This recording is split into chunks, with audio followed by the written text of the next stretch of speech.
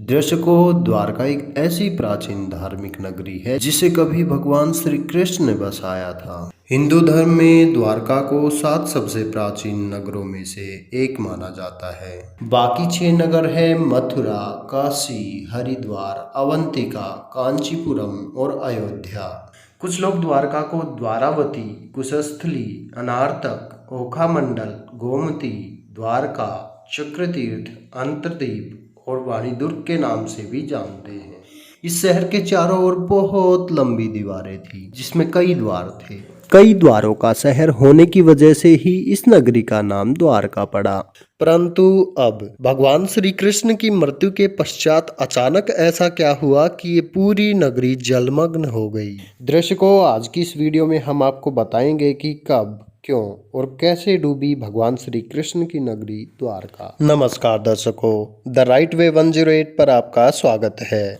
द्वारका नगरी को भगवान श्री कृष्ण की कर्म भूमि भी माना जाता है। महाभारत में वर्णित कथा के अनुसार श्री कृष्ण ने जब कंस का वध किया तब जरासंध ने कृष्ण और यदुवंशियों का नामो निशान मिटाने की ठान ली और मौका मिलते ही जरासंध मथुरा और यादवों पर बार बार आक्रमण करता रहा। धीरे धीरे उसके अत्याचार बढ़ने लगे तो अंत में यादवों की सुरक्षा के लिए श्री कृष्ण ने मथुरा को छोड़ने का निर्णय लिया और मथुरा से निकलने के बाद भगवान श्री कृष्ण ने एक ऐसे नगर की स्थापना की जो विशाल और सुसंगत था। इस नगर का नाम था द्वारका नगरी।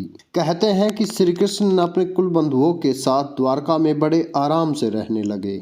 समय बीतता गया। 36 साल तक राज करने के बाद और श्री कृष्ण की मृत्यु के बाद द्वारका नगरी समुद्र में समा गई। पौराणिक ग्रंथों में द्वारका के समुद्र में विलीन होने से जुड़ी 2 कथाओं का वर्णन मिलता है। पहला माता गांधारी द्वारा श्री कृष्ण को दिया गया श्राप और दूसरा ऋषियों द्वारा श्री कृष्ण पुत्र सांब को दिया गया श्राप। कथा के अनुसार महाभारत के युद्ध में कौरवों पर विजय प्राप्त करने के पश्चात जब युधिष्ठिर का हस्तिनापुर के राजमहल में राजतिलक हो रहा था तब कौरवों की माता गांधारी ने अपने 100 पुत्रों के वध और महाभारत के युद्ध के लिए श्री कृष्ण को दोषी ठहराते हुए श्राप दिया कि जिस प्रकार कौरवों के वंश का नाश हुआ है उसी प्रकार यदुवंश का भी नाश होगा। जबकि दूसरी कथा के अनुसार महाभारत के युद्ध के 36 वर्ष पश्चात द्वारका में तरह तरह के अपशगुन होने लगे। तब एक दिन महर्षि विश्वामित्र, कर्ण और देवर्षि नारद आदि द्वारका आए। वहां यादव कुल के नवयुवकों ने उनके साथ परिहास करने की सोची। इसके लिए वे श्री कृष्ण के पुत्र शाम को स्त्री वेश में ऋषियों के पास ले गए और कहा, ये स्त्री गर्भवती है, आप लोग बताइए कि इसके गर्भ से क्या उत्पन्न होगा। नवयुवकों का ऐसा कहने के बाद ऋषिगण ध्यान करने लगे और जब उन्हें पता चला कि उनके सामने सभी लोग जिसे स्त्री बता रहे हैं वह वास्तव में पुरुष है तो उन लोगों को बड़ा क्रोध आया और फिर उन्होंने नवयुवकों से कहा, तुम लोगों ने हमारा अपमान किया है, इसलिए श्री कृष्ण का यह पुत्र एक लोहे के मूसल को जन्म देगा जिससे तुम लोग अपने समस्त कुल का संहार करोगे। उस मूसल के प्रभाव से केवल श्री कृष्ण और बलराम ही बच पाएंगे। उधर श्री कृष्ण को जब यह बात पता चली तो उन्होंने कहा, यह बात अवश्य सत्य होगी। श्राप के प्रभाव से दूसरे ही दिन शाम ने मूसल को जन्म दिया। जब यह बात राजा उग्रसेन को पता चली तो उन्होंने उस मूसल को चुराकर समुद्र में फेंकवा दिया। इसके बाद राजा उग्रसेन व श्री कृष्ण ने नगर में घोषणा करवा दी कि आज से कोई भी वृष्णि या अंधक वंशी अपने घर में मदिरा तैयार नहीं करेगा। यदि ऐसा करता कोई भी व्यक्ति पकड़ा जाएगा तो उसे मृत्यु दंड दिया जाएगा। घोषणा सुनकर द्वारका वासियों ने मदिरा नहीं बनाने का निर्णय किया, परंतु फिर भी इसके बाद द्वारका में भयंकर अपशगुन होने लगे। प्रतिदिन भयंकर आंधी चलने लगी। चूहे इतने बढ़ गए कि मार्गों पर मनुष्य से ज्यादा चूहे दिखाई देने लगे। उस समय यदुवंशियों को पाप करते हुए शर्म नहीं आती थी। उधर नगर में होते इन अपशगुनों को देख भगवान श्री कृष्ण समझ गए कि कौरवों की माता गांधारी द्वारा दिया गया श्राप सत्य होने का समय आ गया है। उन्होंने देखा कि इस समय वैसा ही योग बन रहा है जैसा महाभारत के युद्ध के समय बना था। फिर श्री कृष्ण ने यदुवंशियों को तीर्थ यात्रा करने की आज्ञा दी। श्री कृष्ण की आज्ञा से सभी राजवंशी समुद्र के तट पर प्रभास तीर्थ आकर निवास करने लगे। प्रभास तीर्थ में रहते हुए एक दिन सात्यकी ने आवेश में आकर कृतवर्मा का उपहास उड़ाया और अनादर कर दिया। कृतवर्मा ने भी कुछ ऐसे शब्द कहे कि सात्यकी को क्रोध आ गया और उसने कृतवर्मा का वध कर दिया। यह देख अंधक वंशियों ने सात्यकी को घेर लिया और हमला कर दिया। सात्यकी को अकेला देख श्री कृष्ण के पुत्र प्रद्युम्न उसे बचाने दौड़े। सात्यकी और प्रद्युम्न अकेले ही अंधक वंशियों से भिड़ गए, परंतु संख्या में अधिक होने के कारण वे अंधक वंशियों को पराजित नहीं कर पाए और अंत में उनके हाथों मारे गए। अपने पुत्र और सात्यकी की मृत्यु से क्रोधित होकर श्री कृष्ण ने एक मुट्ठी ईर का घास उखाड़ ली। हाथ में आते ही वह घास वज्र के समान भयंकर लोहे की मूसल बन गई। जो कोई भी वह घास उखाड़ता वह भयंकर मूसल में बदल जाती। उन मूसलों के एक ही प्रहार से प्राण निकल जाते थे। उस समय काल के प्रभाव से सभी वीर मूसलों से एक दूसरे का वध करने लगे।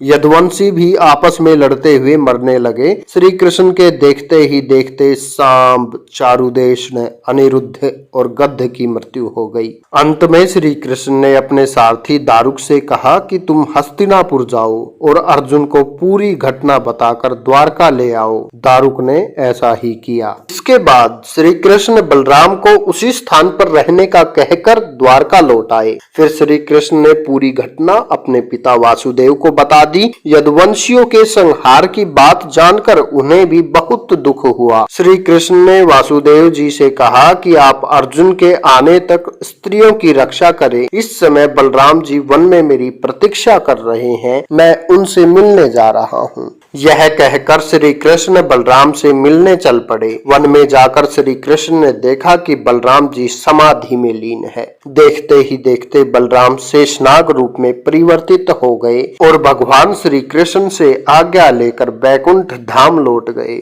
उधर बलराम जी द्वारा देह त्याग करने के पश्चात श्री कृष्ण वन में घूमने लगे।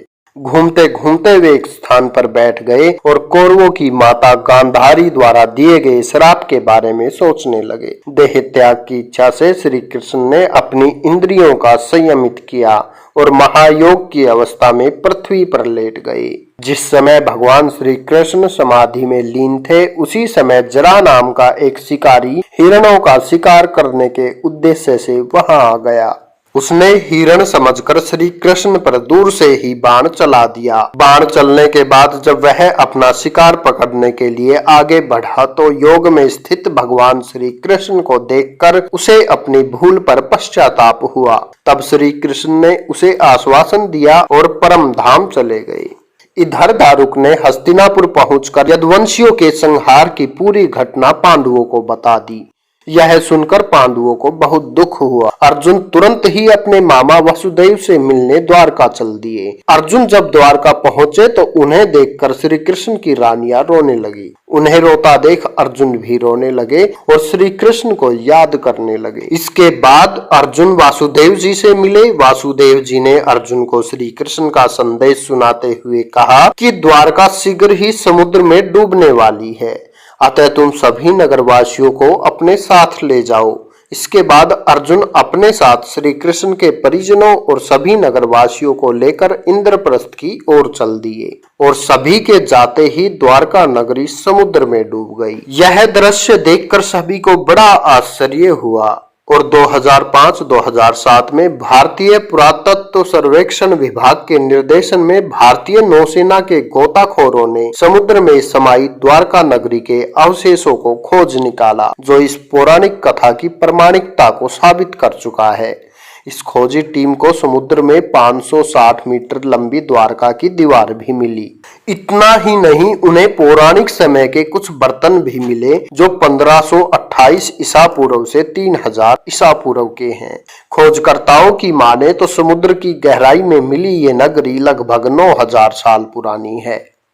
तो दर्शकों, उम्मीद करता हूं आपको ये कथा पसंद आई होगी। अगर पसंद आई हो तो ज़्यादा से ज़्यादा लाइक और शेयर करिए। साथ ही ऐसी ही पौराणिक कथा की जानकारी के लिए अभी हमारे YouTube चैनल को सब्सक्राइब करें। इस वीडियो में बस इतना ही। अब दीजिए हमें इजाज़त। आपका बहुत बहुत शुक्रिया।